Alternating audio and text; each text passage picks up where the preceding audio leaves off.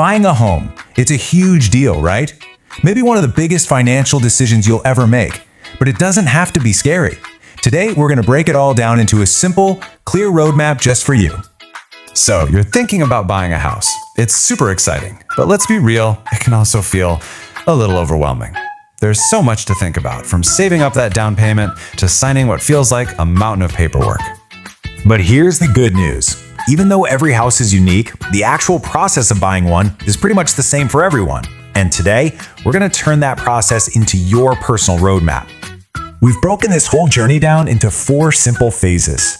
We'll start with the prep work, then move on to the hunt, making your move, and finally, the home stretch, getting those keys in your hand. All right, let's dive into phase 1, the prep work. Seriously, this part is the foundation for everything else.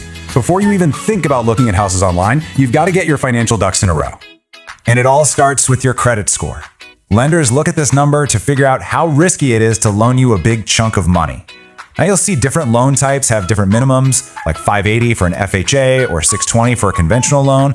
But here's the real secret. A higher score gets you a lower interest rate. And trust me, even a tiny drop in that rate can literally save you tens of thousands of dollars over the years. It's a huge deal.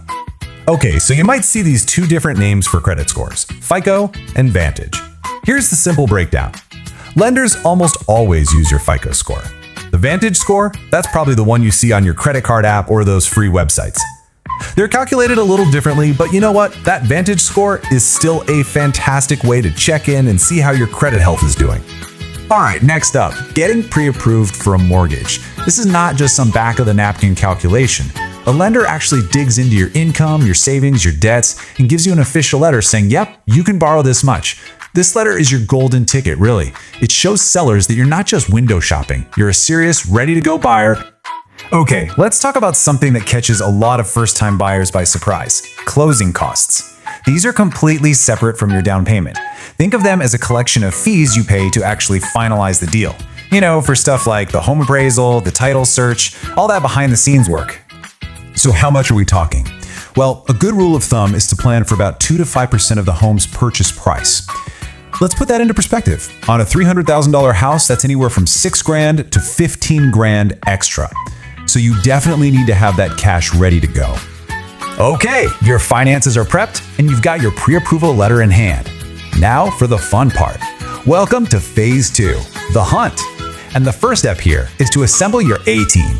And your most important team member, without a doubt, is a great real estate agent. Seriously, these folks are your guide. They know the market inside and out, they'll negotiate for you, and they handle all the complicated paperwork. There's a reason the vast majority of buyers, we're talking 85% according to Zillow, work with an agent. They're absolutely essential. But how do you find the right one? Well, you should treat it like you're hiring someone for a super important job, because you are. Don't be afraid to ask a ton of questions. How well do they know the neighborhoods you like? How do they like to communicate? What's their game plan if you end up in a bidding war? Find someone you click with. All right, so you're out there looking. How do you find a good deal, especially when the market is hot? Here are a couple of pro tips. Keep an eye out for homes that have been for sale for more than 30 days. Why? Because those sellers might be getting antsy and more willing to negotiate. And don't be scared of a house that needs a little love. We're talking cosmetic stuff. A fresh coat of paint or new floors can go a long way. That sweat equity is real and it can save you a ton of money. Okay, you've been looking, you've seen a bunch of places, and then it happens. You find the one. Now comes the moment of truth. It's time to make an offer. Now, an offer isn't just about the price you're willing to pay. It also includes these super important conditions called contingencies. Honestly, you can think of them as your safety net or your escape hatches. The big 3 are for financing, the appraisal, and the home inspection. They basically protect you and your deposit if something goes wrong. And listen up, because this is a huge takeaway. The highest offer doesn't always win. I'll say that again. The highest offer doesn't always win. Sometimes, what a seller really wants is a quick, easy close. Or maybe they need to stay in the house for an extra month after selling. Being flexible on things like the move-out date can be way more valuable to them than a few extra bucks. With your offer, you're also going to put down something called earnest money. Don't let the name scare you. It's just a deposit that says, hey, I'm serious about buying your house. It doesn't go to the seller right away. It gets held by a neutral company until the deal is done. And just to be super clear, this is not an extra fee. That earnest money you put down, it just gets applied directly to your down payment or your closing costs when you finally buy the house. Think of it as prepaying a part of what you already owe. So, what happens if your offer gets rejected? First of all, do not get discouraged. This is so normal. In fact, Zillow found that almost 60% of buyers have to make more than one offer before they finally get a yes. So, hang in there. Persistence really is the name of the game. But then, you get the call. Your offer was accepted. Congratulations! You are now in what's called escrow, which is just a fancy way of saying you're in the home stretch. This is that final waiting period, usually about a month or so, before the house is officially yours. So what happens during this time?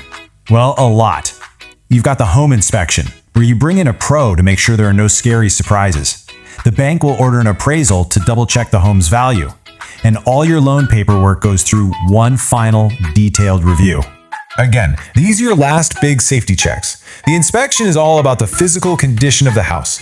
The appraisal is about the financial value, making sure that you and your lender aren't overpaying. Both are absolutely crucial. And then comes the big day, closing day. You'll go sign what feels like a million pieces of paper, you'll transfer the money, and that's it. Once all the I's are dotted and T's are crossed, they hand you the keys. And just like that, the house is yours. You're a homeowner. So there you have it, the whole roadmap, from getting your finances ready all the way to that final closing day. Look, it's a big journey, for sure, but when you break it down into these simple steps, it becomes totally manageable. You've got the map, so the only question left is, what will your dream home be?